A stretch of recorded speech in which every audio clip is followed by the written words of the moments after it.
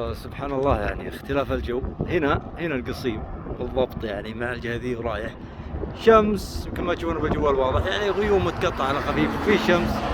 كانت شمس أكثر من كذا، يعني مباشرة. مرحبا بكم في منطقة حائل. ناظر قدامك الجو كيف معتم. ريحة الأمطار من يوم وقفت هنا، سبحان الله، ريحة الأمطار. الهواء تغير، الهواء صار أبرد، يعني فرق.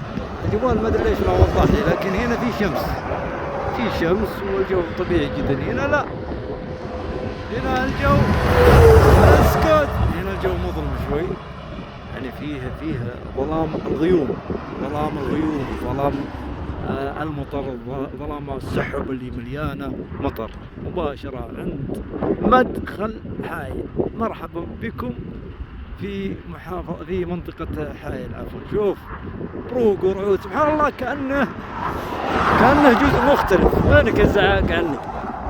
جيت مكانك اليوم.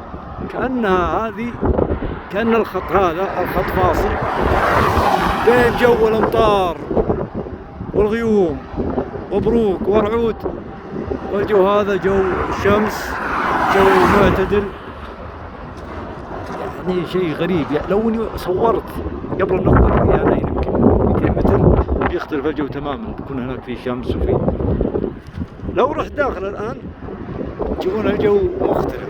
حاليا أحس بالبرد، أنا في هواء، حتى في هواء بارد مع ريحة مطر، لعل الصوت واضح، مع ريحة أمطار.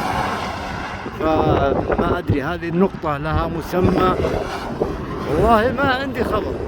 الحد الفاصل هذا الفاصل هل هو فاصل بين مسار سحب، هذه يبي لها فلك، يبي لها الزعاق. شكرا لكم، وأمطار خير وبركة على الجميع بإذن الله، وتشمل جميع المملكة. لا تدخل عن البرد.